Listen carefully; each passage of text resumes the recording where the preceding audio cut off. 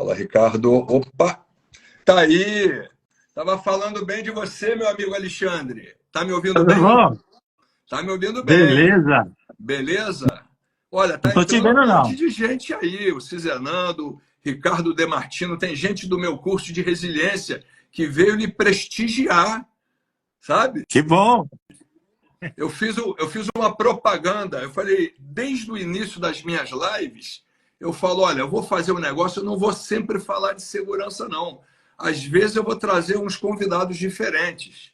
Oi, Cristiane Lage, que honra você estar aqui no grupo. Olha que Ó, barato, alto a nível. Cristiane também. É, fatores Bem-vinda. humanos na veia. Muito bom. Eu estou dando uma enroladinha, são 8 horas da noite. A gente vai começando bem devagarinho, então eu vou Você tá... respeitar todo mundo que está aqui e eu sei que vai entrar gente ao longo da minha fala, então não se preocupa, viu, Alexandre? Bom, eu vou apresentar o nosso convidado de hoje. O nosso convidado de hoje, ele é um profissional sênior de segurança e saúde e meio ambiente. Ele atua há 30 anos em diversas empresas e ramos da área da construção civil, obra de engenharia pesada, siderúrgica, metalúrgica, químico-fertilizante, mineração, petroquímico. Caramba, o cara deu a volta no mundo. Ó, tu tem muito mais voo do que o teu amigo Henri aqui.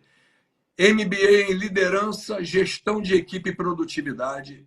Ele é pós-graduado em engenharia de segurança do trabalho, gestão ambiental, e ele é graduado em engenharia industrial mecânica, com formação técnica em segurança do trabalho. Ele é professor de curso de pós-graduação, engenharia de segurança do trabalho. Atualmente ele é consultor de SSMA, em gestão da ISO 14000 e da 45001.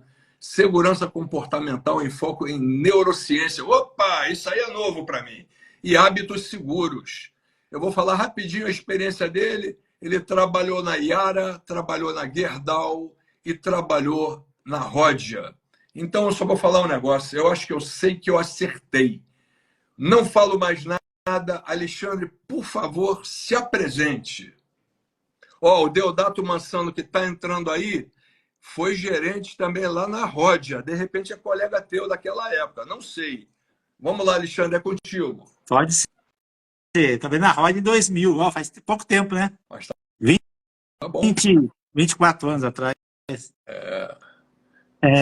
Não, depois dessa apresentação não precisa muito mais, não. Primeiro, obrigado pela oportunidade de passar um pouquinho desse conhecimento aí que eu adquiri, né?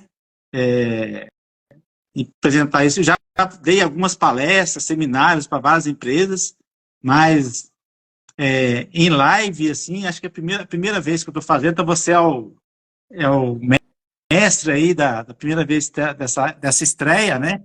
Espero que tenha outras. É isso, eu sou casado, né? Eu sou pai de duas crianças, né? Uma criança não, dois filhos. Um tem 21 anos, está fazendo faculdade lá em Sorocaba. Tem fazendo faculdade de Ciências da Computação, olha só. Tá bom, né? Tá melhor que a gente agora. E tem um outro de 9 anos, vai fazer 9 anos agora, dia 11. E sou casado com a Patrícia, que é psicóloga. Então, você imagina como é que é, engenheiro e psicólogo, né? É isso aí. Não é Muito fácil. bom. Muito bom. E aí, Então, eu fala aí, queria, pode falar. primeiro, Henri, eu queria colocar 3 pontos aqui, que acho que é fundamental. Primeiro, assim, você e várias outras pessoas, eu sou apaixonado pela área de segurança, cara. Então, eu sempre estou procurando aprender segurança. Tudo que eu posso aprender para poder melhorar o meu trabalho, a minha entrega, o meu propósito, que é a segurança das pessoas, eu vou estar buscando conhecimento. Então, eu busquei conhecimento na segurança tradicional, eu busquei conhecimento na neurociências, em hábitos, depois fatores humanos, né? E agora, agora eu estou fazendo curso com você de engenharia de resiliência. Tudo isso porque eu sou apaixonado verdadeiramente por segurança. Que eu acho que gente precisa fazer é buscar ferramentas, conhecimentos para poder levar para o chão de fábrica, que a gente consegue aprender para melhorar as condições de trabalho, melhorar a produtividade, para o bem da sociedade, para o bem das organizações, para o bem individual de cada pessoa. Então, esse é o primeiro ponto, acho que a gente deixar bem claro. O segundo, eu sou autodidata. Então, tudo que eu estou falando aqui, gente, foi adquirido lendo dezenas de livros, centenas de artigos, que mais? Vendo vídeo, podcast, gastei já milhares de horas lendo, estudando. Então, essa é a minha visão. Não, pode ser que não seja verdade, mas é a minha visão do que eu entendi de 10 anos estudando neurociência. E assim, tudo, cada coisa que eu vejo, eu busco aprender, porque acho que é fundamental. E a terceira coisa, para fechar, estou um pouquinho nervoso, porque é a primeira vez que estou fazendo live. Então, se der algum problema, me desculpa. Beleza? Manda a bala, Henrique. Cara, então olha só, muito bacana. E aí eu quero criar essa relação, porque a gente se conheceu há cerca de 2 anos atrás, na feira lá em São Paulo, onde nós dois fomos lá prestigiar o Fábio Arruda. O Fábio Arruda outro dia esteve aqui falando, e a gente fazendo parte do compêndio, eu lhe conheci lá. E eu vou te falar uma coisa que me marcou profundamente, é por isso que eu quis compartilhar. Eu falei, cara, desde a minha primeira live, eu vou trazer alguém para falar de neurociência. O Jean é psicólogo, entrou aqui. Tem mais gente. O Chan é um cara do mercado de chão de fábrica, né? Ele fornece sinalização. Então, olha só, que coisa interessante, né? Eu tenho gente que é psicóloga, eu tenho gente que trabalha fazendo a sinalização de comunicação para a obra, e eu tenho seres humanos. Então, essa vocação que você tem é a vocação que eu tenho. A gente tem uma vocação de ajudar o trabalhador, e essa nossa vocação hoje está fazendo que a gente vai compartilhar conhecimento. Então, eu queria, de cara, perguntar para você, Alexandre Roque, o que é neurociência? Consegue fazer uma explicação que não seja para um público muito técnico, mas o que a gente pode falar? O que é neurociência? Neurociência é a ciência que estuda o sistema nervoso, a sua evolução, as estruturas do cérebro, né, do sistema nervoso, o funcionamento e a sua interação com o corpo, com o meio ambiente, com a sociedade, com o social, o contexto. Aí é importante isso aí. E tudo isso relacionado com o comportamento. Então, essa ciência é ampla. Hoje temos neurociências que cuidam de arquitetura, tem neuroarquitetura, tem neuroeconomia, tem neuropsicologia, tem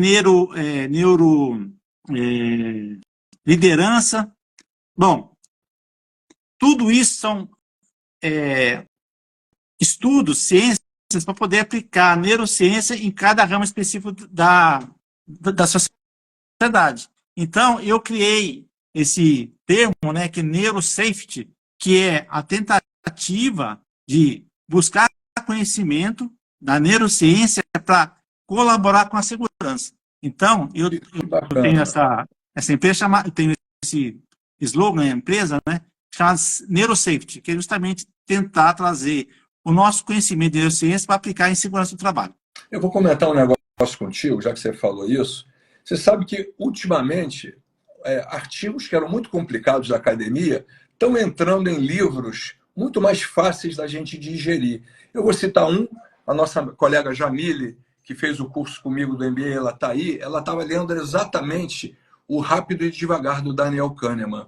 Então, eu acho um barato, porque antigamente isso eram papers que eram submetidos, que concorriam a journal de fator de impacto muito grande, mas difícil de ler, uma pesquisa complicada. E hoje, o Daniel Kahneman, Nobel de Economia, né, ele recebeu lá, e aí você olha assim, cara, é um psicólogo.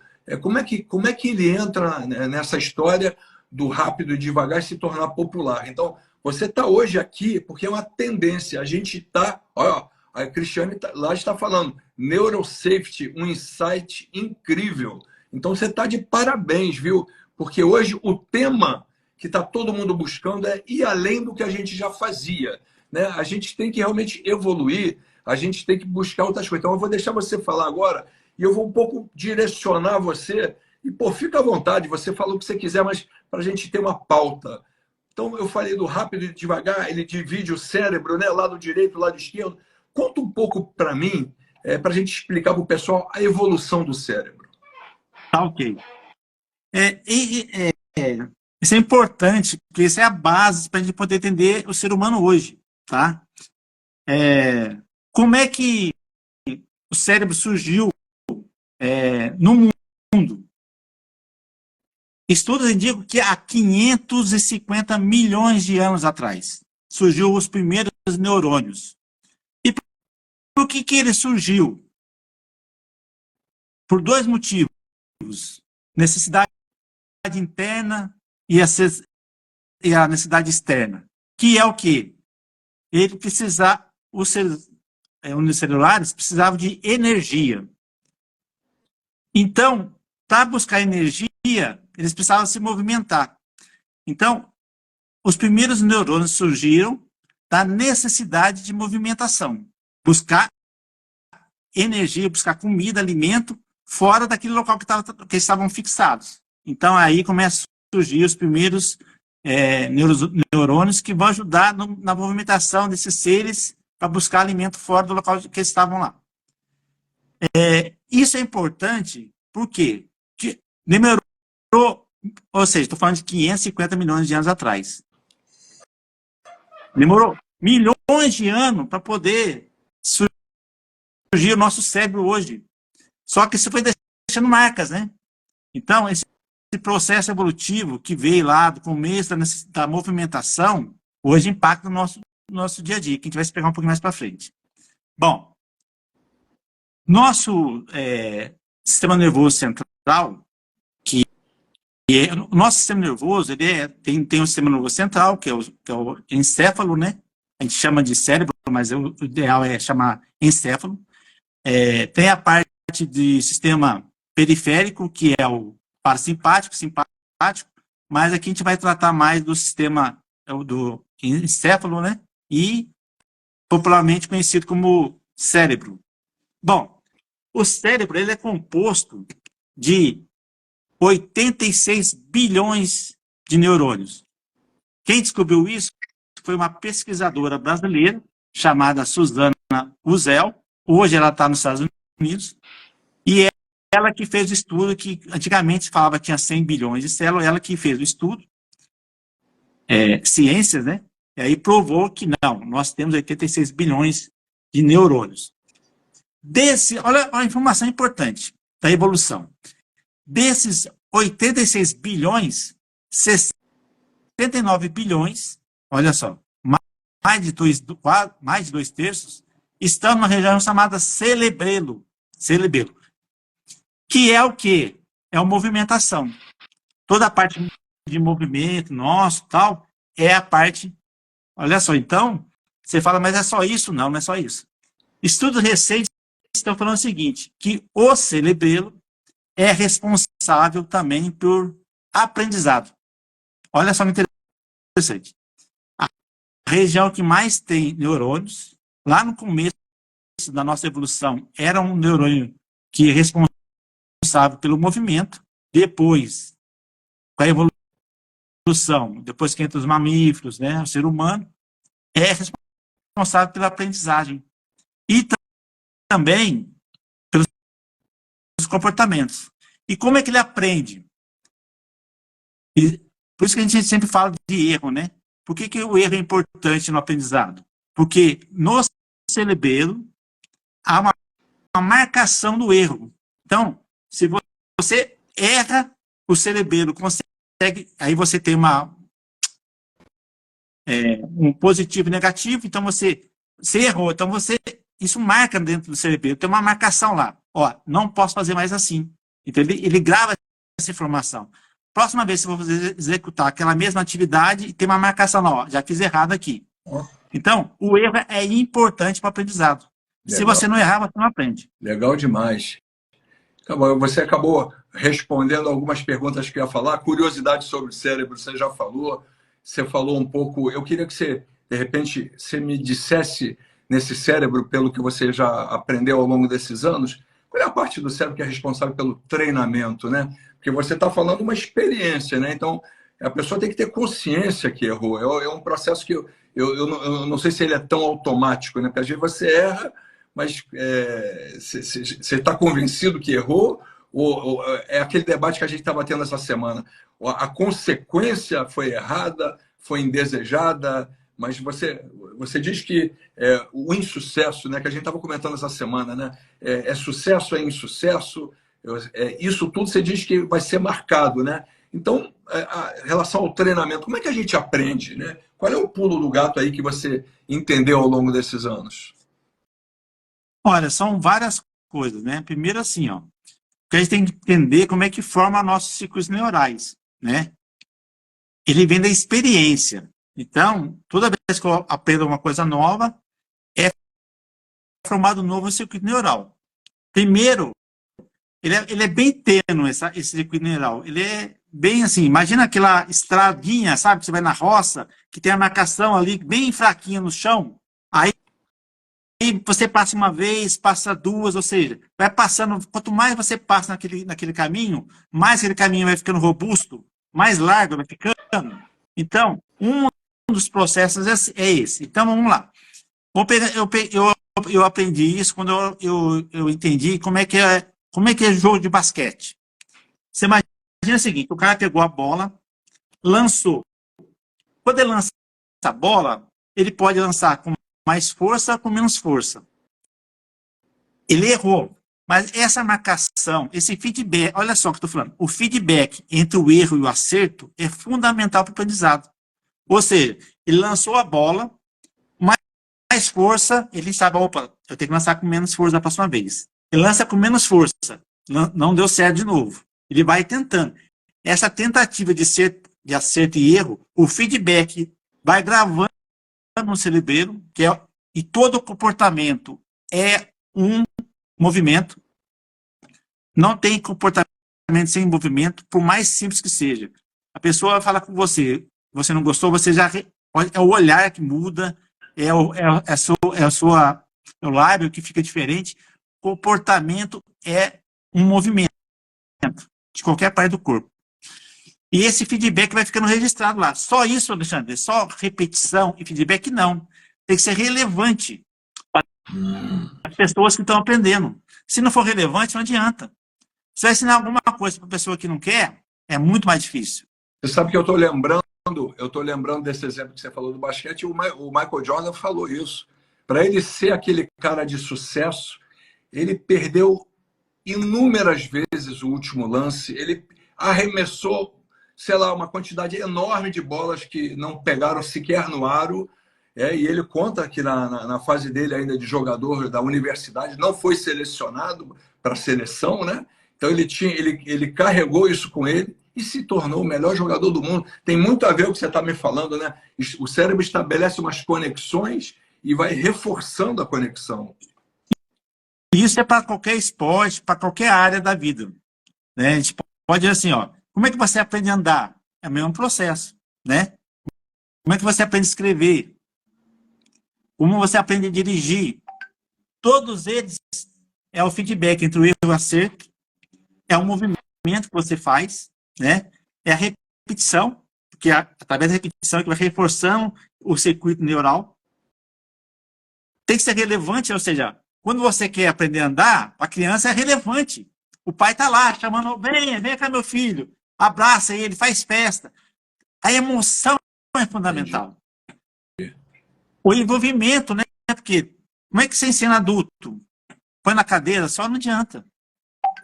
Ele tem que se envolver naquele processo de aprendizagem, o adulto, né? A criança é mais fácil, que é uma esponja, mas o adulto não. Se não tiver esse movimento, esse envolvimento, fica mais complicado.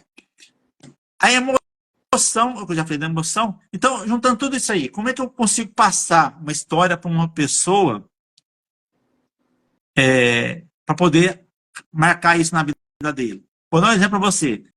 Storytelling, né? Que hoje é o famoso storytelling. Só que é o seguinte, quem que é o mais famoso storyteller do mundo? Jesus. Ele contava parábolas, não são histórias. Então, Olha como é que marca. Até hoje a gente fica falando das histórias de Jesus. Então, isso é um processo que a gente precisa entender para poder aplicar no dia a dia. legal. Eu vou pegar esse gancho, e eu achei legal a história do como a gente aprende, né? O treinamento, como é que a gente aprende. Mas tem uma parte que me chama muita atenção, e essa semana eu estava falando com o nosso amigo Sebastião, que é o especialista no trânsito, né? E eu estava falando dessa parte consciente e inconsciente e o piloto automático. É aquele exemplo tradicional que você está dirigindo para um lugar que você conhece, tal, você sabe que tem um radar, e daqui a pouco você se dá conta que você já passou o radar, tem 3 ou 4 quilômetros, mas você não atentou para isso. Alguém está conduzindo isso no teu subconsciente e você passou normalmente. E aí você fala assim, caramba, aquilo ali eu sei que tem um ponto que eu tenho que tomar cuidado, tem um radar ali para pegar o infrator, né? Então conta um pouco para mim essa história do piloto automático. Eu recebi um treinamento, eu não vou falar companhia, né? Mas ela usa como jargão isso, saia do piloto automático. Isso é mais fácil falar do que fazer? Não vai fazer nunca. Vamos lá. Nosso cérebro consegue processar 11 milhões de bytes por segundo. 11 milhões de bytes por segundo. Sabe quantos bytes por segundo é consciente? Chuta. Consciente? Pouquíssimos. Não sei quantos. Dos 11 milhões, vamos botar 40. 500 mil. Não, 40 só. 40, não é 40 mil, é 40. Caraca, velho. Ou seja, de 11 milhões de bytes por segundo, que entra no nosso cérebro, nós temos consciência somente de 40 bytes. É muito pouco. Então, por que a gente faz isso? E aí, porque é um processo, esse processo inconsciente que a gente tem, vamos dividir em duas partes, tá? Hábitos, que é 43% dos nossos comportamentos são hábitos, e os outros 40 e poucos por cento é o nosso inconsciente. Por que nós fizemos isso? Porque existe até uma discussão na neurociência sobre isso, mas eu acredito, né? Depois eu vi um vídeo, um documentário, que aí eu falei, não tem jeito. Depois disso, porque existia uma discussão, fala assim, não, a gente adota o inconsciente, o hábito, porque a gente quer economizar energia e ser mais rápido. Ok, faz parte. Mas a principal função é para economizar energia.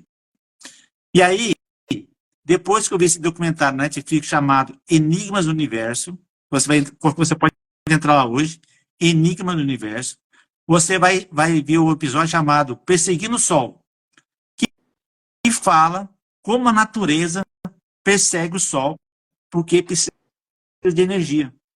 Tudo na natureza volta porque precisa de energia. Então, se você ver esse documentário da Netflix, você vai entender por que...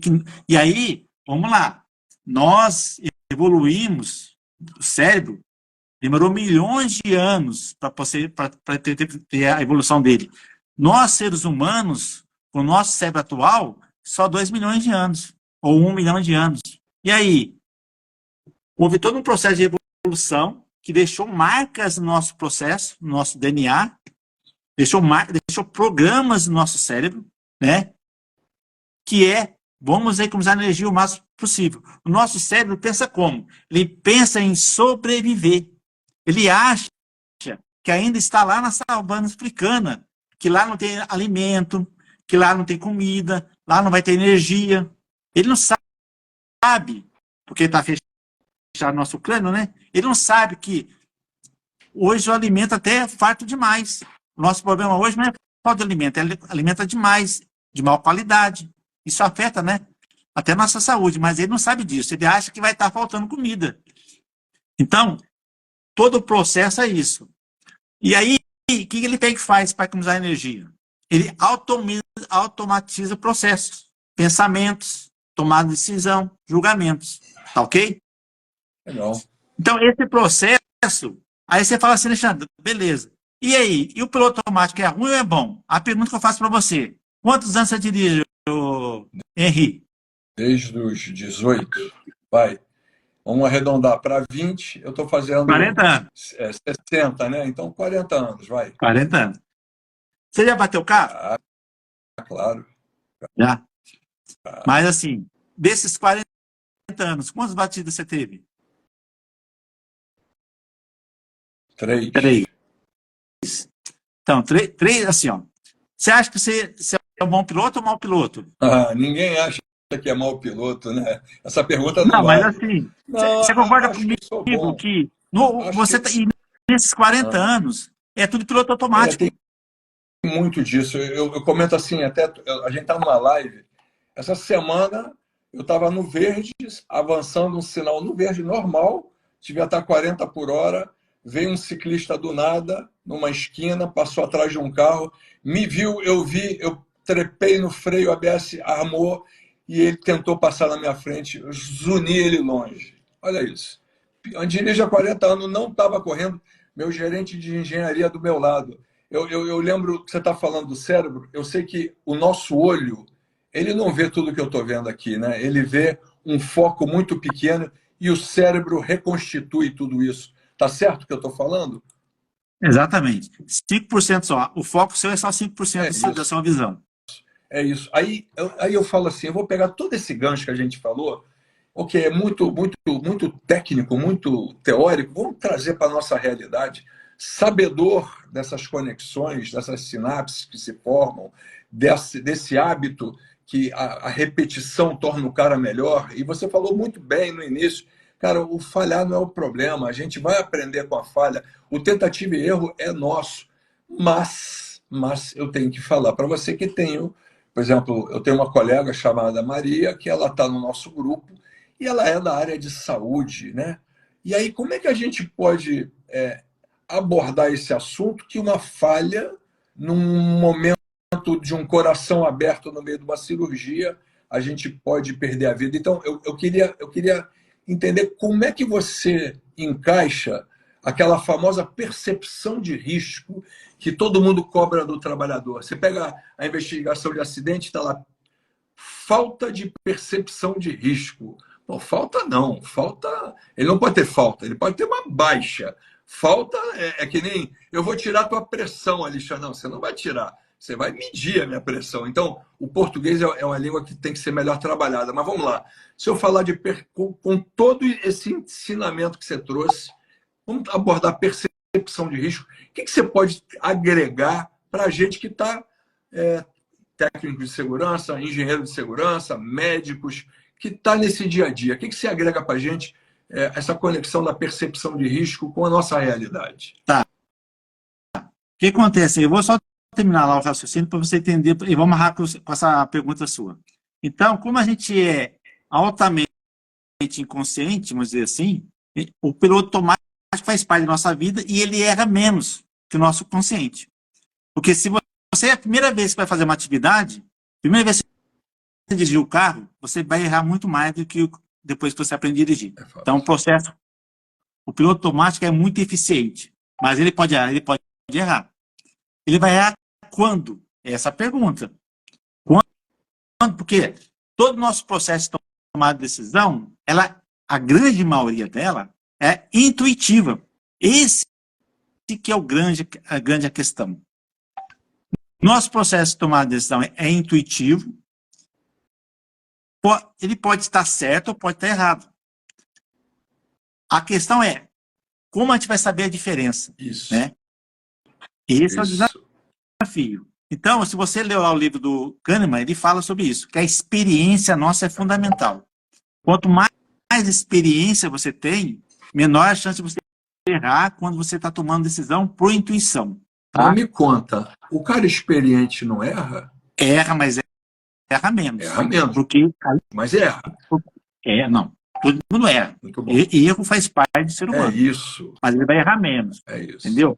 E aí, o que a gente tem que o que a gente precisa saber é quando que eu tenho que acreditar na minha intuição ou quando eu tenho que duvidar dela.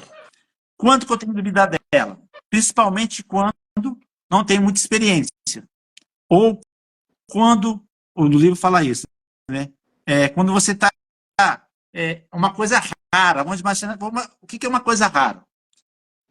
Vou dar um exemplo para você entender. Quando você vai casar, é uma decisão rara, não é? Então você tem que parar e pensar, pô, será que está certo?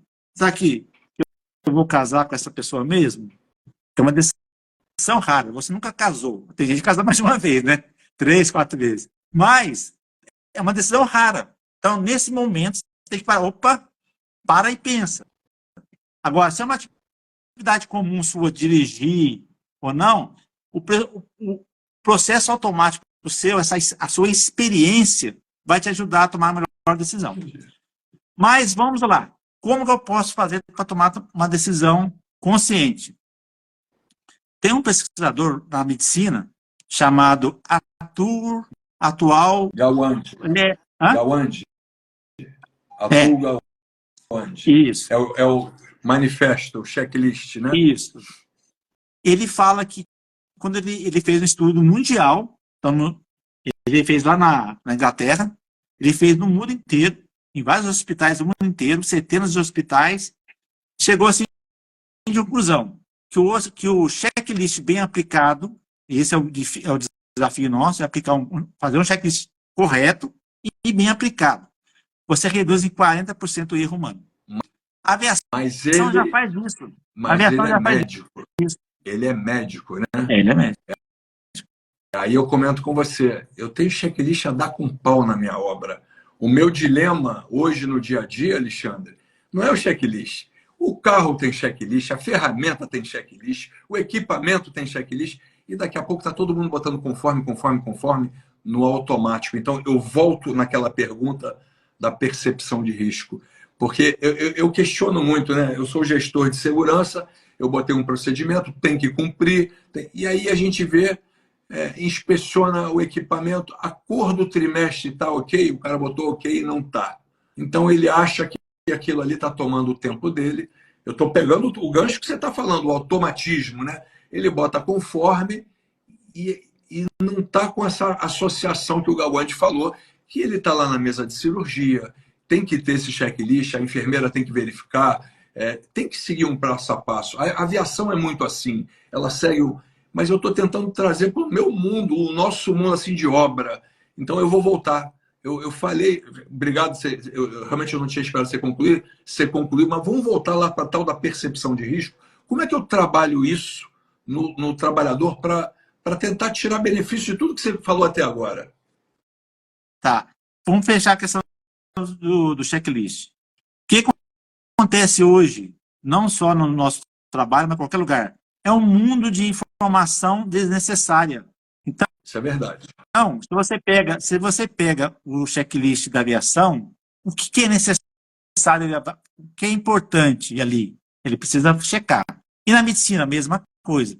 Agora, será que a gente precisa pôr tanto checklist na construção civil? Será que a gente está mudando as pessoas de informação que não vai agregar nada? O que é importante ali? Esse é o nosso desafio, saber o que é importante, separar o joio do trigo. Senão, cara, fica difícil. Eu conversei hoje com o Tomás exatamente sobre o que você está falando. A gente tem que priorizar. Eu não tenho recurso para tudo, eu não tenho braço para tudo. Mas está muito bom a tua colocação. Vamos ver aonde o piloto ele precisa levantar o avião e pousar o avião. Então, para isso, amigo, liga a turbina, vê o flap, ele tem um caminho a seguir. Eu entendo isso. Você falou muito bem. Cara, será que a construção civil precisa de todos esses controles? Isso é um debate que daqui a pouco o meu procedimento está desse tamanho e ninguém lê, Alexandre. Olha, eu estou insistindo que a gente tem que andar, porque eu sei que você tem muita coisa para trazer. Eu vou voltar, eu sou chato pra caramba, Alexandre. O checklist ok, você já marcou teu ponto. Todo mundo entendeu, é isso mesmo. Ele tem benefício e tem a contrapartida que a gente, se não levar isso, se espalhar para tudo, é que eu falo. O colega hoje estava falando, numa estatal aí do petróleo, que eu não vou falar o nome, tudo tem permissão de trabalho. A copeira tem permissão de trabalho, sabe? Perdeu-se o sentido da hierarquia do controle. Eu quero ouvir você falar. A gente faz aquela PR 10 folhas que ninguém lê. É um absurdo isso. Exatamente. Eu estou voltando porque eu preciso dar uma resposta. Tem muita gente que me fala, eu vejo análise e investigação de ocorrências lá, eu vejo, e o cara falou, a responsabilidade do trabalhador, aquela velha coisa que ele pune, e eu tento ir além da punição, do erro humano, mas quando eu vejo a história, baixa percepção de risco, ou no caso, quando eles se equivocam, ele fala, faltou percepção de risco. Como é que você responde a isso? Para a gente poder, a pessoa que não estudou o que você estudou, não falar besteira e compreender o mecanismo. Percepção de risco. E vamos nessa linha. Vamos. Então, vamos lá. Percepção de risco é tomada de decisão. É um julgamento que a gente faz. Julgamento e tomada de decisão é baseado nas nossas experiências. Então, é a nossa experiência que vai desenvolver a nossa percepção de tudo. Então, se nós não... Por isso que é importante você fazer um bom treinamento. Não adianta você fazer uma PR, né? E ali ninguém lê e assina 10 páginas, ninguém leu nada. Só gasta tempo do técnico, gasta tempo de todo mundo, faz isso para efeito jurídico e pode fazer de outro jeito, fazer do jeito. Só faz, assina aqui que eu tô me tirando a parte jurídica. Não, cara. Você está gastando tempo à toa. Faz de outro jeito, faz uma PEG só, assina uma vez na obra, não precisa fazer mais nada. Não precisa toda vez fazer. Para com isso. É simples de fazer. Quer ter evidência jurídica, porque você tem que informar o risco ao trabalhador, faz uma BR bem feita, treina todo mundo, como deve ser feito, assina aquele papel, já que você tem que assinar, mas você informou, aí você seu modo de ensinar, o modo de você passar esse aprendizado para o outro, que é importante, a partir disso, que você já está a parte legal resolvida, e você já começou a fazer o treinamento, passar a experiência de cada um, levar no campo levar lá na frente de serviço e mostrar, ó, o andaime é assim, ó, há quase 25 anos atrás, na GM, aqui em São José dos Campos, nós tínhamos uma sala lá de treinamento, onde eu tinha um andaime montado. O que era um andaime padrão nosso? O que era um bloqueio de energia montado lá? Quais são os EPIs que o soldador tinha que usar? Ou seja, tinha uma sala real sobre o que era a frente de serviço. O pessoal lá, é assim que tem que montar um andaime, é assim, ó. Então, a experiência é fundamental para ele perceber o risco. E quanto mais lúdico for, né, quanto mais o adulto, mais envolvimento das pessoas, ser relevante para ele, mais ele vai aprender, mais ele vai guardar isso na memória. E mais quando tiver uma situação, uma tomada de decisão, ele vai buscar essa informação onde? Na sua memória. Na memória que vai estar lá a sua experiência que ele viveu. Aí ele vai poder tomar uma decisão, ter uma percepção maior. Tá bom. Eu tenho a leitura, assim, e eu vou falar da minha realidade. Você citou coisas que a gente aplica. A gente usa andragogia. Eu não ensino para o cara mais experiente, o cara mais antigo, da mesma maneira que eu ensino para o mais novo. Eu acho que isso aí está muito claro, a gente consegue fazer. A minha realidade, eu tenho 4.000 pessoas na obra. Então, nem que eu quisesse ir no corpo a corpo com todo mundo, eu conseguiria. E olha que a equipe é grande. Então, eu entendo bem, eu acho que a fundamentação lógica, ela existe. Eu só estou querendo achar, e essa live serve para isso, para a gente achar outras ferramentas, que nem você falou, para eu tentar ampliar o meu leque, né? Eu vi que tem certas coisas que não funcionam, você abordou a PR, eu já passei por isso, 35 páginas de APR, e aí eu comentava com os meninos, pô, a gente está soldando, sei lá, uma tubulação a 15 metros de altura, e na APR está lá escrito atropelamento. Aí eu coçava a cabeça e falei, por que está escrito atropelamento? Porque o cara se deslocar do vestiário até a obra, ele atravessa a rua e tal. Não, querido, a gente já fez um negócio muito pesado. Vamos tentar reduzir para a atividade e tornar a coisa uma folha só. Os 5 maiores problemas que ele pode encontrar, né? Essa é a ideia que a gente está tentando desenvolver, porque daqui a pouco você foi brilhante quando você falou, é um guarda-chuva, eu estou me protegendo legalmente e tal, mas na realidade a nossa função tem que ser além do cartorial, né? A gente tem que entender o problema e ver como é que a gente pode ajudar. Eu acho bacana pra caramba esse teu viés para auxiliar o trabalhador na tomada de decisão. Tá muito legal. Mas nessa parte de neurociência, eu queria que você me desse algumas dicas aí com relação a foco, com relação à atenção, porque isso são problemas recorrentes que nós temos. A gente usa lá o critério agora, é um critério que eu me lembro que alguns anos atrás o Safe Start vendia, não ficar na linha de fogo, né? Não ficar no caminho, na trajetória, não ficar onde a energia é liberada. O que a gente pode aproveitar do teu conhecimento para a gente trazer para a nossa realidade com relação a foco e atenção? Tem algum momento do dia que é melhor treinar? Tem algum momento do dia em que a gente tem que respeitar o ciclo da pessoa, né? O circadiano que a gente fala? Como é que a gente lida com isso? Então, esse é o desafio, né, Henrique? Porque é o seguinte, o ciclo circadiano, cada um tem o seu.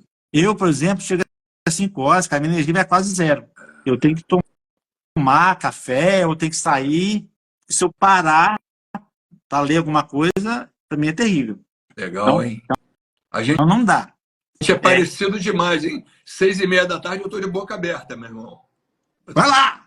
Aí 6 horas, já estou com energia de novo. Mas 5 horas, eu já capotei um carro 5 horas da tarde. Isso.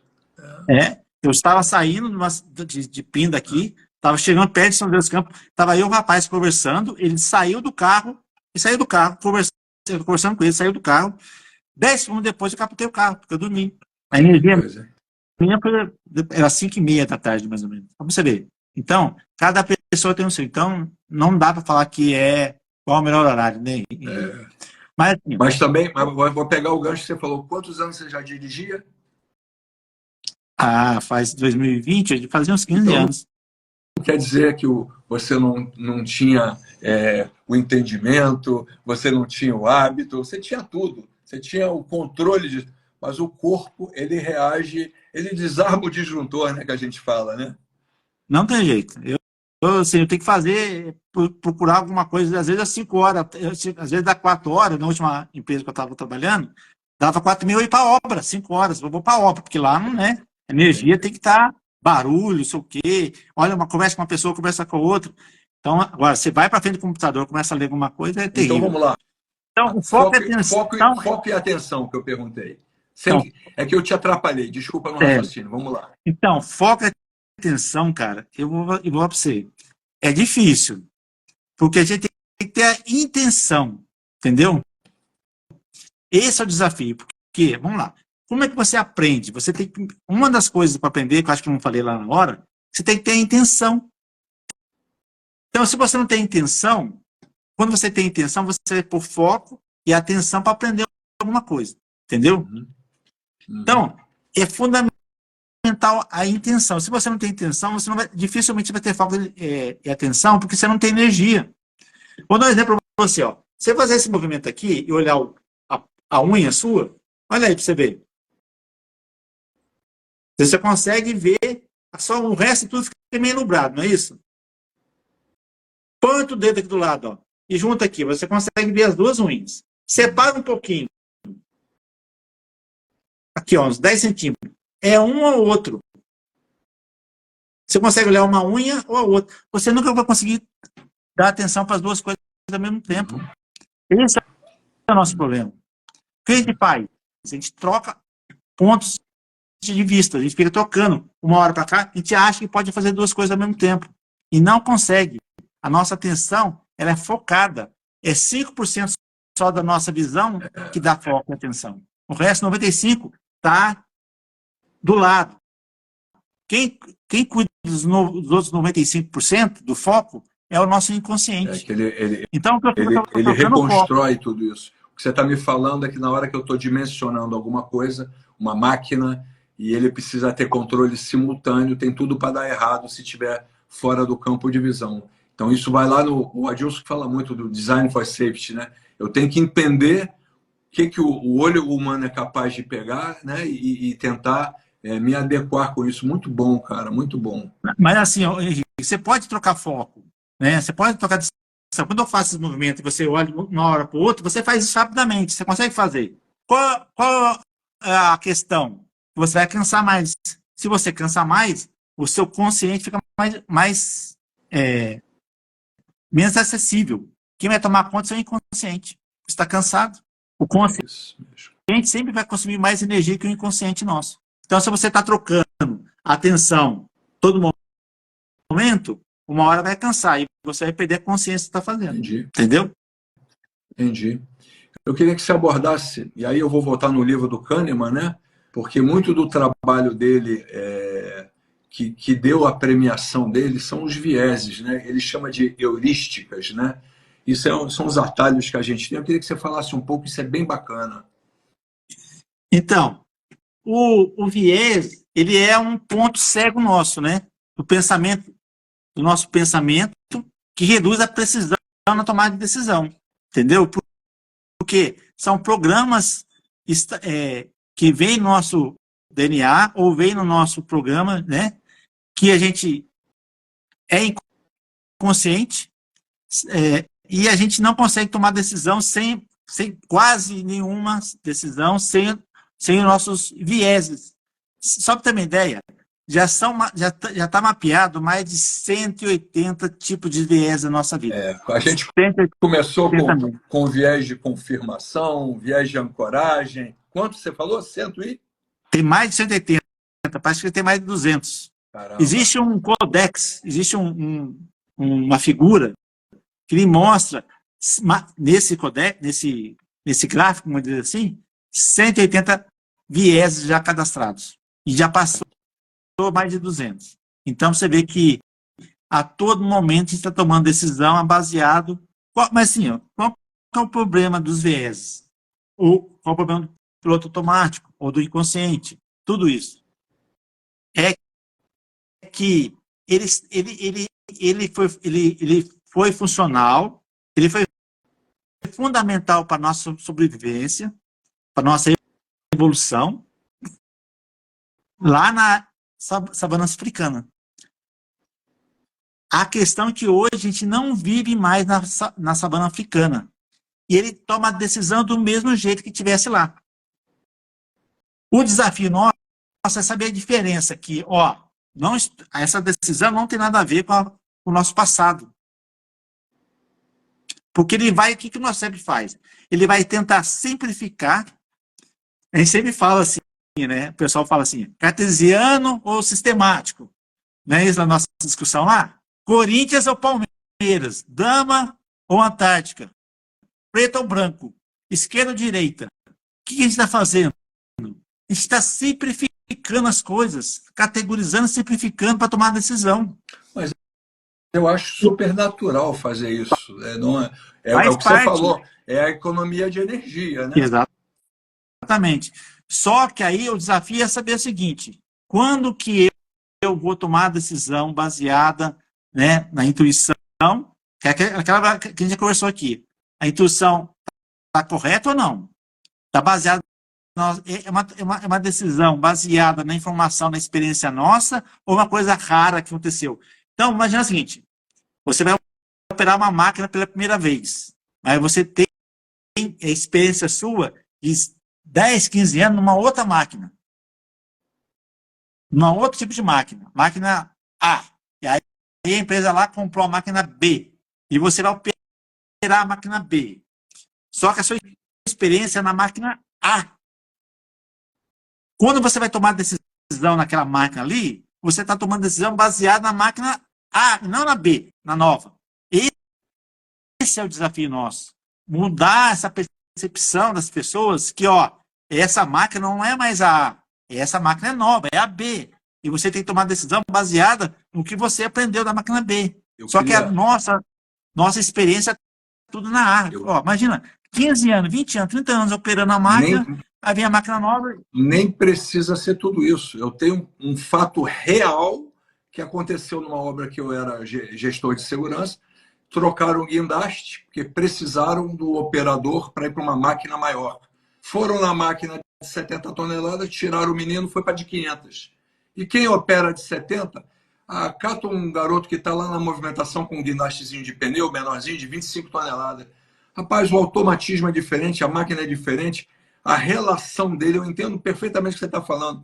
O guindaste tombou. E aí todo mundo falou, pô, é muito fácil, Henri. Ele errou, ele não abriu a patola, e o guindaste, quando levantou a lança e girou, o peso próprio tombou, o rapaz é responsável. Eu falei, tá, parece muito legal essa coisa, mas tem um X aí que não encaixa. Qual foi? Ele não conhecia a máquina, não estava habituado com a máquina, e a empresa por si tomou a decisão de fazer essa movimentação. Então, foi aí que eu descobri os métodos não lineares, porque eu falo assim, as barreiras do Reason, que eu acho que depois você vai falar um pouco sobre a tua página, é legal o pessoal te acompanhar, você estudou muito isso, tem que ter um senhor alinhamento para dar uma coisa errada desse calibre. Mas nem tudo aparecia na primeira investigação. É muito direto. Olha, Henri, ele tombou o guindaste porque ele não abriu a patola. Ele não abriu a patola, a mecânica diz que, né, o peso próprio, o guindaste deitou.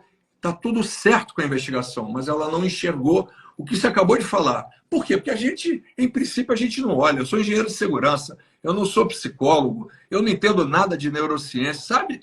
Então, eu estou trazendo você para esse mundo daqui, da gente conversar, para abrir o leque das pessoas. Eu concordo com tudo que você falou nesse ponto aí. É isso mesmo. O hábito, você mudou. Caramba, a rotina. Quem nunca entregou um carro automático para uma pessoa acostumada a dirigir o carro mecânico, né? Daqui a pouco o cara vai parar lá na areia com a BMW. Você fala, que coisa louca, o cara ligou o carro, atravessou 2 pistas da Delfim Moreira e foi parar na areia. Aí sai na capa do jornal. Pô, será que ele estava bêbado? Será que ele estava doente? Não. É a história que você falou, o hábito, o automatismo. Muito bom, cara. Me fala um pouco. Henri, Assim, eu vou olha só. comentar um caso para você desse negócio Eu tenho, aqui em casa tem 2 carros, o meu e da minha esposa. A da minha esposa, na época, era automático, o meu, lógico, mais simplesinho, vou ficar com um carro manual. Então, no começo, então, assim, eu tenho 2 carros, a gente usava os 2 carros, eu usava o meu dela, ela usava o meu, trocava de carro toda hora. No começo, quando passei para o automático, eu travava um pouquinho. Depois, cara, o que o cérebro faz? Essa é uma rotina sua, Alexandre. Você tem 2 carros, olha lá no inconsciente. Você tem 2 carros, você usa um carro manual, e depois, daqui a 2 horas, você pode usar um automático, e depois inverter de novo. O que o cérebro faz? Ele marca, né? Tem um nome lá na página questão do hábito, que é o gatilho. Então, mas é o seguinte, o meu carro manual, ele era banco de tecido, e o de automático, banco de couro. Então, o cérebro marcou um contexto. Isso que é importante do contexto. O contexto, Alexandre, o meu corpo sentiu o banco de tecido. É o carro do Alexandre, que é o manual. É heurística, né? É a tua heurística. Agora está dirigindo um carro automático, é o banco de couro, exemplo. Eu não sei qual que é o contexto, porque a gente não sabe, é inconsciente. Então, ele marcou isso aí. Então, no começo foi difícil, depois de 2, 3 semanas, dirigia os 2 carros automaticamente, sem nenhum problema, né? O problema é o começo. Eu vou te depois que você contar, eu vou te contar o que aconteceu comigo. Eu dirigi, a gente chama em inglês stick shift, mecânico, a vida toda. E quando eu fui para o automático, o pé esquerdo fica onde, né? Você fica enfiando ele lá do lado para ele não... Porque eu sempre freiei, acelero e freio com o da direita. O pessoal do kart morre de rir comigo, que eu não consigo dirigir kart, porque é freio e aceleração, os pés diferentes. Se eu frear com o esquerdo, eu me catapulto no para-brisa. Eu estou entendendo o que você está falando. Então é bem legal, você fazer essa conexão. Mas eu me lembro que o pé esquerdo eu ficava, cara, não tem função no automático. Fica com ele para lá. Foi um período engraçado. A gente está se encaminhando para o final, mas eu sei que você ainda vai querer fazer um fechamento, que é bacana. Eu queria abordar um tema que você conversou comigo antes da live essa semana, falando sobre memória, e remete ao que você estava me contando, né? Dos sulcos, né? De como isso é criado. Como é que a gente pode trabalhar? Eu vou falar assim o que eu aprendi num curso que eu fiz no Coursera com a Bárbara Oakley. chama-se Aprendendo a Aprender. Eu recomendo a todo mundo um curso gratuito, o livro é o maior barato, e ela me ensinou uma técnica Pomodoro. Parece bobo, né? 25 minutos você focado, larga o celular, larga tudo, se mergulha naquilo. Acabou 25 minutos, você vai fazer outra coisa. Você deixa o teu cérebro estar processando o que você aprendeu, vai fazer um café, vai conversar com alguém, e depois você volta. Ele faz esse ciclo Pomodoro, é o alarmezinho em forma de tomate, né, que a gente fala. Como é que você vê essa parte de neurociência para a gente trazer, para trabalhar a memória, essa memória que a gente está buscando do hábito, né? Essa memória da experiência? Como é que a gente pode trabalhar isso? Olha, eu vou falar para você assim, eu não sou especialista em memória, tá? Então eu vou, assim, ó, o importante da memória tem alguns aspectos que vou puxar da memória, que eu já vou puxar da memória do que eu já vi aí. Primeira coisa importante é você ter foco e atenção, porque você está aprendendo. Então, a técnica Pomodoro é a foco e atenção, tá? Fundamental. Foca-se 25 minutos, depois descansa um pouquinho. 5 minutos, 10 minutos. Depois você foca de novo, 5 minutos, mais 25 minutos. Não é assim? Mas a gente aprendeu que é botar 500 pessoas no refeitório com um data show pequenininho e achar que está treinando. É isso mesmo? É assim que a gente treina, Alexandre? Não.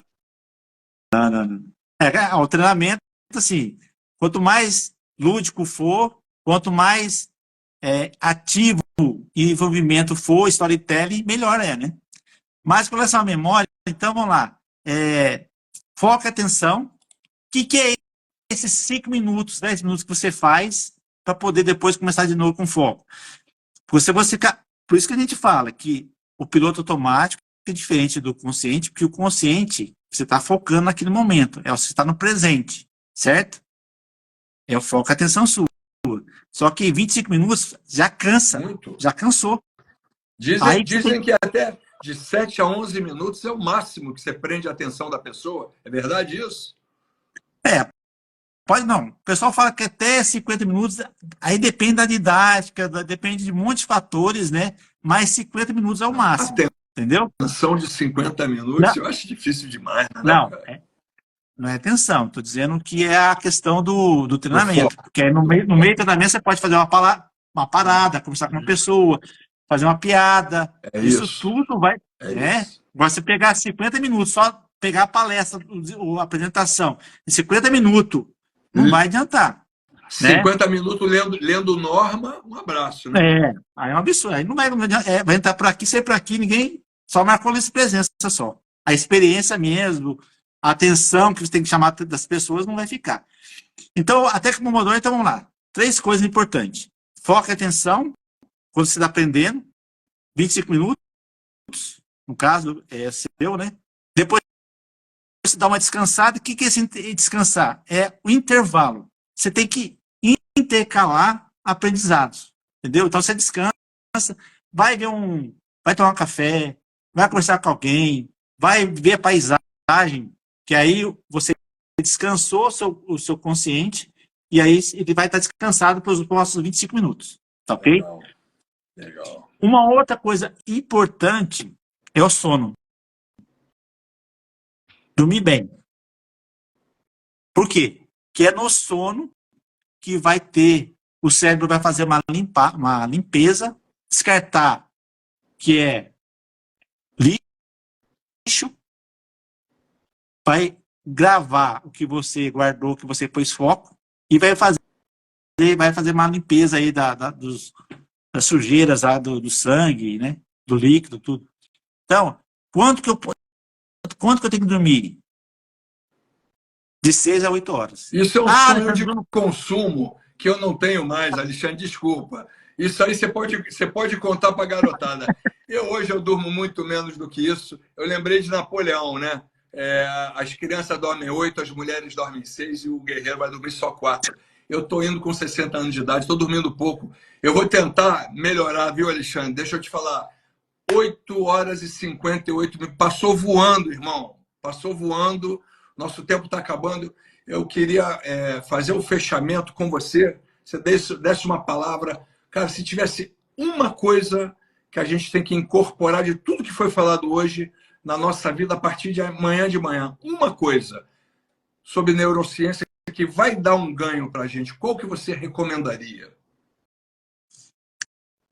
Tá. Que nosso processo de decisão é intuitiva, baseada no passado, e a gente tem que saber a diferença do real com o passado. Só assim a gente consegue vencer os nossos desafios do dia a dia. Legal demais, cara. Legal demais esse bate-papo. Ó, eu ficaria horas, porque eu elenquei aqui um monte de perguntas para te fazer. Infelizmente, em uma hora não dá. E eu vou pedir desculpa a todo mundo que está aí na live, porque eu fui dar uma curtida no negócio que você falou e sumiram os comentários. Aí, por favor, vocês comentem aí à vontade, deem o like. Não esquece de dar o like, o Alexandre compartilhou esse tempo com a gente, foi muito generoso. E vocês sabem que eu tenho um canal. Na próxima vez, eu vou deixar o Alexandre se despedir de vocês. Vou trazer um assunto completamente diferente. Então, aqui é um canal super democrático. Eu vou trazer gente que pensa coisas diferentes do Alexandre. Eu vou trazer gente que complementa. E no final, a pessoa tem uma ideia do caminho que ela tem que seguir. Deu 9 horas da noite, Alexandre. Dá o teu boa noite para o nosso pessoal que está assistindo a live. Tá, eu primeiro, assim, agradecer você, né, que deu essa oportunidade, todo mundo que está aí participando, a Cristiane, o Luciano participou, que ele veio aqui, o Ricardo, todo mundo aí que participou. Tem o meu contato, o LinkedIn, Alexandre Roque, que você pode me acessar lá. Lá tem muito artigo que eu já coloquei lá, escrevi no LinkedIn.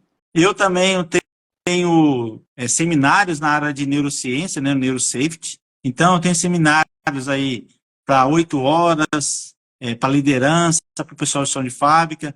Eu também faço treinamento de 4 horas para liderança. Aí eu abordo neurociência, abordo liderança, neuroliderança, a parte de cultura de segurança, hábitos.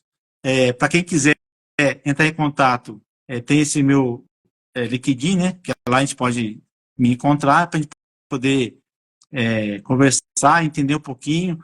Eu dou palestras aí para o pessoal de bombeiros, pessoal da CIPA, né? É isso. Aí, quem quiser conhecer um pouquinho mais, no meu LinkedIn tem lá em artigos, eu já escrevi acho que uns 10 artigos na área de neurociência lá, e segurança. Não, neurociência e segurança já está em quase 20. Então, entra lá, curte, compartilha a informação. Se tiver dúvida, manda mensagem aqui no meu direto, né? Lá no LinkedIn, lá na mensagem no LinkedIn, que eu com certeza vou responder para vocês. Obrigado, Henrique, obrigado por todo mundo por participar. Estamos aí abertos a novos convites, tá bom, Henrique? Fechado. Ou alguém que... Meu irmão, eu agradeço você ter vindo. O Instagram dele é Hábito Seguro, tá certo? Mas eu não uso muito, né? Mas tem o Hábito Seguro lá. Não, então esquece. Ele não usa muito, ele usa o LinkedIn, ele já falou. Eu sou o Henri Von Buren e toda semana tem uma novidade aqui. Na semana que vem a gente vai estar fazendo uma masterclass com convidado surpresa. E eu conto com todo mundo que entrou aí. Pode me seguir, @Henri Von Buren. Pode olhar no link da minha bio, vai estar todas as informações. A gente criou um grupo de WhatsApp, o Alexandre Roque faz parte, chama-se Segurança e Resiliência.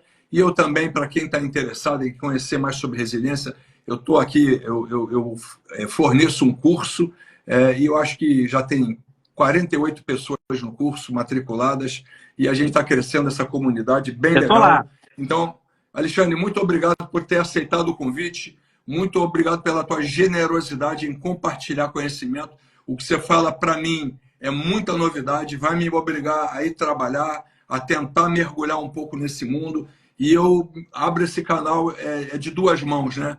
Eu tiro dúvida com você e eu gosto da tua participação.